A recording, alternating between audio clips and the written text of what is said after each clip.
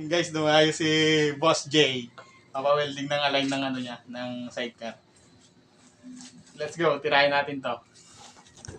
4:30 na nga ng hapon yan at pumunta si Boss J sa amin para magpaayos ng kanyang sidecar. Kasi ang kanyang mga align ay putol-putol na. Sa part niyan nga, makikita nyo, nagwe-welding na ako.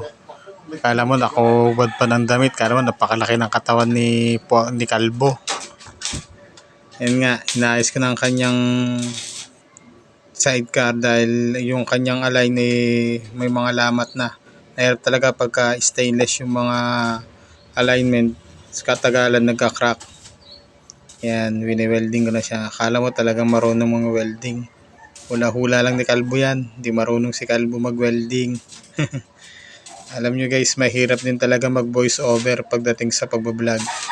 Minsan na ikaw lang maghahawak ng cellphone mo pag ano ka ng content, hindi mo alam kung saan mo ipapatong yung cellphone mo, lalo na wala kang cellphone holder. Sa part na yan kasi pinatong ko lang sa tricycle ko para maagawa ko ng content o makuha ko yung sarili ko sa pag-welding. Pero syempre, tiyaga-tiyaga sa pagko-content, tiyaga-tiyaga sa paghahawak ng cellphone para mayroon kang may content sa araw-araw. Mahirap din kasi minsan guys pagka nag-iisip ka ng content, di mo alam kung anong content ang pwede mong gawin. Kaya nga salamat din sa mga taong sumusuporta sa pagbablog ko, sa pag-like and share, lalo na sa mga nagpa-follow ng FB ko at sa page. Salamat sa inyo mga katraisi o mga guys, salamat sa inyo sa pag-suporta sa akin. Sana dumami pa ang followers natin. Marami pa manood ng mga vlog or content na ginagawa ko. Salamat sa inyo. Yung una nga palang sinabi ko dyan ay putol-putol yung alignment. Bali hindi pala putol, bali may mga crack lang yung kanyang mga align dahil stainless. Kaya pinagawa niya sa akin. Kaya salamat sa inyo guys sa mga suporta na patuloy na binibigay niyo sa akin or pag-follow ng page ko. Kaya mga ganito lang muna yung mga nagagawa kong content. Hindi ako ganun kasi kahusay mag-edit ng mga ginagawa kong content or vlog. Kaya pagka minsan ko na-edit or nalagyan ng voice over, dinediretso ko na i-upload sa FB. Kasi hindi ako ganun kahusay mag-edit ng mga ginagawa kong content. Pero salamat pa rin sa mga suporta nyo guys, mga atraisi. Minsan din pag magbo-voice over ka, hindi mo rin alam kung anong sasabihin mo. Minsan mababalangko ka rin pag nagbo-voice over ka. Mahirap din mag-voice over kung tutusin. Kaya nga sa mga nanonood ko na kapwa o content creator na magaling na mga mag-voice over, believe din ako o saludo ako sa inyo. Sana dumami pa ang ating mga taga-suporta. Ganun din sa page ko, sana suportahan nyo rin yung Tricycle Moto Vlog. Sana marami pa mag-follow. Going to 400 na tayo followers dyan. At salamat sa inyo guys. Sana mag-follow pa kayo sa page ko and then mag-share sa ginagawa kong mga content sa page ko. Salamat sa pagsama. Yun lang.